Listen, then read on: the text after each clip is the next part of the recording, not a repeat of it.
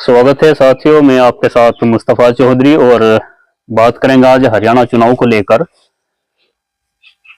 5 अक्टूबर को हरियाणा में 90 सीटों पर मतदान हुआ और 8 अक्टूबर को चुनावी परिणाम आए। और दिलचस्प बात जो रही, जैसे ही मतदान समाप्त हुआ था, तमाम सर्वे एजेंसियों ने जो अपना एग्जिट पोल दिखाया था, उसमें कांग्रेस की पूर्ण बहुमत की सरकार बनती दिखाई थी।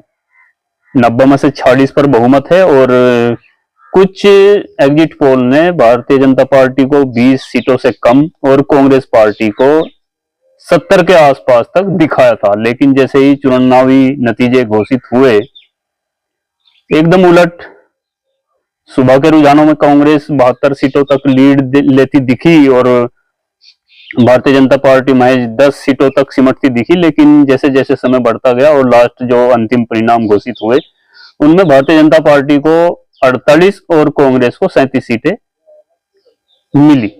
अब बड़ा सवाल उभर करके आया। कांग्रेस पार्टी बोल रहे हैं कि हम इन नतीजों को एक्सेप्ट नहीं करते और कांग्रेस नेता और इस मानसिकता के लोग ईवीएम पर सवाल उठा रहे हैं। बहुत से पत्रकार ईवीएम पर सवाल उठा रहे हैं, बहुत सी बातें निकल कर आ रही है। दूसरी तरफ भारतीय जनता पार्टी अब चुनाव जीत चुकी है, उनकी सरकार तीसरी बार लगातार हरियाणा राज्य में आ रही है। वो अब उनके हिसाब से तो जो सर्वे थे फेल हुए हैं और बहुत बार फेल होते भी। ऐसा नहीं है कि हरियाणा राज्य के चुनाव में ही ये एग्जिट पोल फेल हुए हैं, लोकसभा के चुनाव में भी फेल हुए थे।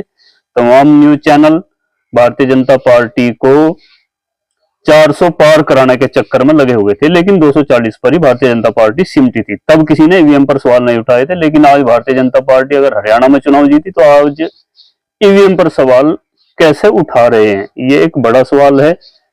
अगर हरियाणा में कांग्रेस हारती है तो ईवीएम का खेल, और हिमाचल में अगर कांग्रेस जीतती है तो क्या खेल।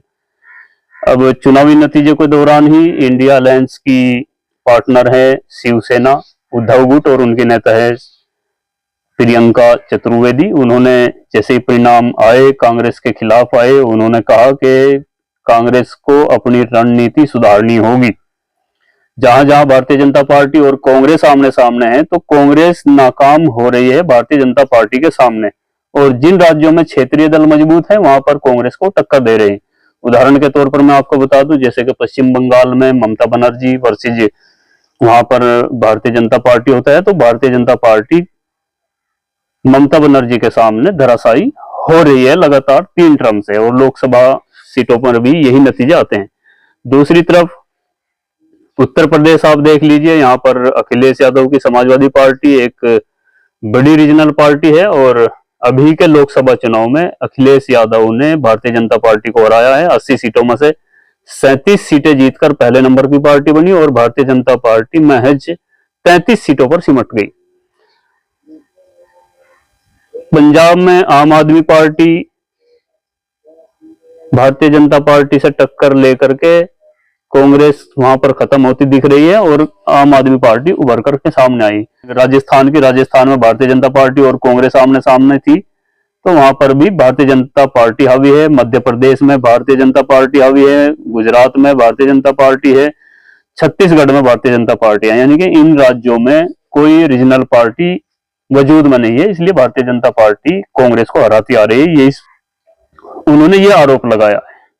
अब दिलचस्प बात यह है, क्या वास्तव में हरियाणा राज्य में कांग्रेस की लहर थी और लहर के बावजूद कांग्रेस हार गई? क्या सच में इसके पीछे कोई वास्तविकता है कि ईवीएम का खेल हुआ है या कोई और खेल हुआ है? तमाम तर्क लोगों के अपने अपने हैं। मैं भी अगर अपने हिसाब से एनालिसिस करूं तो मैं क्या सोचता हूं, मैं आपसे बताने की कोशिश करूंगा, क्योंकि मैं भी हरियाणा राज्य का कवरेज करने गया था। मैं भले ही एक सीट पर गया हूं, लेकिन मैं भी उस सीट पर यह देख रहा था कि कांग्रेस के प्रति लोगों का रुझान है, और क्योंकि उस सीट पर जीती भी कांग्रेस ही है, तो इसलिए मुझे तो कोई अचंभा नहीं हुआ कि भारतीय जनता पार्टी क्यों जीत गई और कांग्रेस क्यों हार गई। हो सकता है अगर वो सीट भी कांग्रेस हारती तब मैंने लगता कि शायद भाई कांग्रेस के पक्ष में माहौल था और कांग्रेस कैसे हार गई। लेकिन क्या वास्तव में खेल हुआ है? अब इसको समझने की कोशिश करिए। जहां तक मेरा मानना है, जैसे ही लोगों के बीच हम जाते हैं और बिना कैमरे के ऑफ कैमरा बात करते हैं, और भारतीय जनता पार्टी का अगर कोई वोटर है और हम वीडियो शूट करने की बात करते हैं, तो अक्सर भारतीय जनता पार्टी का वोटर कैमरे के सामने बोलने से हिचकता है, वो नहीं बोलता। और अगर कांग्रेस का सपोर्टर है तो वो अक्सर से बोलने की कोशिश करता है, वीडियो शूट कराने की कोशिश करता है, पीछे नहीं हटता।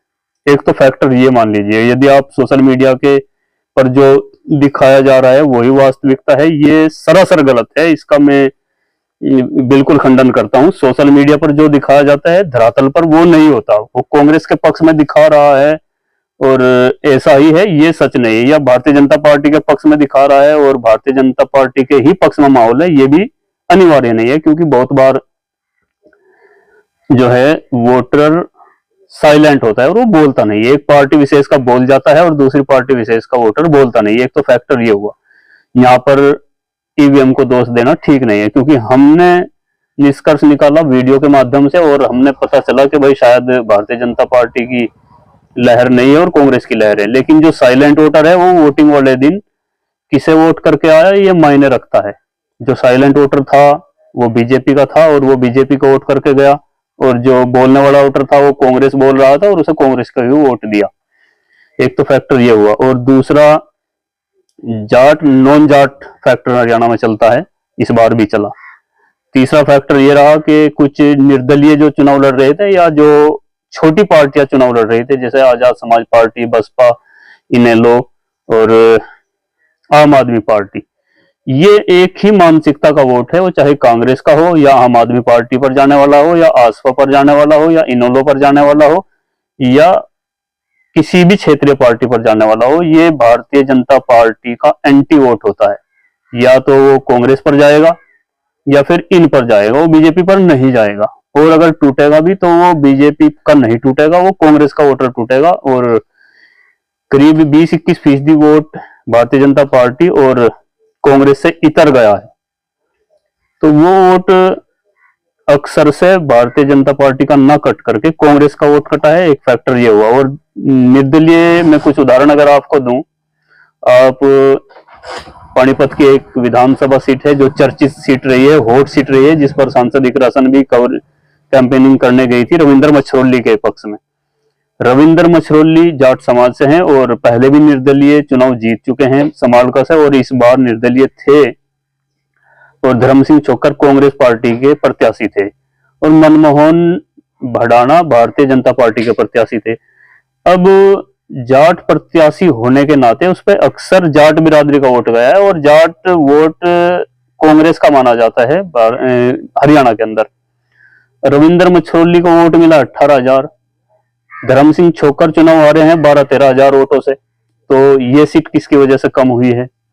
आप हर्ष चिकारा वाली सीट ले लीजिए सोनीपत की।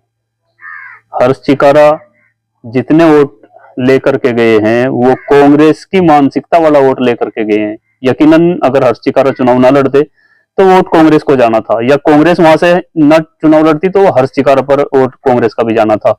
मेरा मतलब कहने का ये नहीं है कि हर्ष चिकारा को चुनाव नहीं लड़ना चाहिए था, वो उनकी आजादी है, वो लड़े, कोई भी लड़े। ये आरोप किसी पर भी नहीं है कि वो किसी की बी टीम है।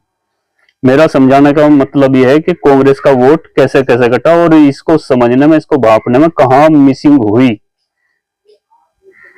इस तरह की क्षेत्रीय पार्टी और निर्दलीयों के सहारे एक रणनीति अपनाई गई बीजेपी द्वारा, और इसमें चूक हुई कांग्रेस द्वारा।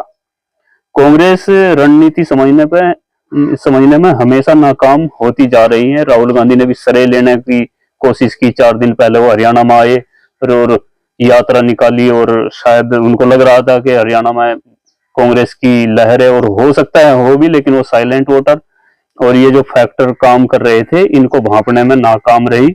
और यही कारण रहा कि लहर कांग्रेस की दिखने के बाद भी भारतीय जनता पार्टी पूर्ण बहुमत की सरकार बनाने में कामयाब रही। कांग्रेस पार्टी या अन्य पार्टियों को अपनी रणनीति पर विचार करना होगा ईवीएम पर आरोप लगाने से पहले, क्योंकि जहां कांग्रेस या अन्य पार्टियां जीतती हैं तब ईवीएम सही होती है, और जब भारतीय जनता पार्टी जीतती है तब ईवीएम खराब कैसे हो सकती है। और भारतीय जनता पार्टी केंद्र में भी थी, राज्यों में भी थी। इस सिचुएशन में उत्तर प्रदेश जैसे राज्य में इंडिया अलायंस 43 सीटें कैसे लेकर आता है, तब क्यों ईवीएम खराब नहीं हुई, ये एक बड़ा सवाल है। तो मेरा क्लियर कट मानना है, ईवीएम का कोई खेल नहीं है। कांग्रेस की लचर रणनीति और भारतीय जनता पार्टी की मैनेजमेंट, बेहतरीन मैनेजमेंट की बदौलत हारी हुई बाजी भारतीय जनता पार्टी जीती है और जीती हुई बाजी कांग्रेस हारी है। मेरा तो यही मानना है। आपका क्या मानना है, आप क्या सोचते हैं हरियाणा चुनाव पर? कमेंट बॉक्स में अपनी राय जरूर दें। चैनल को सब्सक्राइब करें।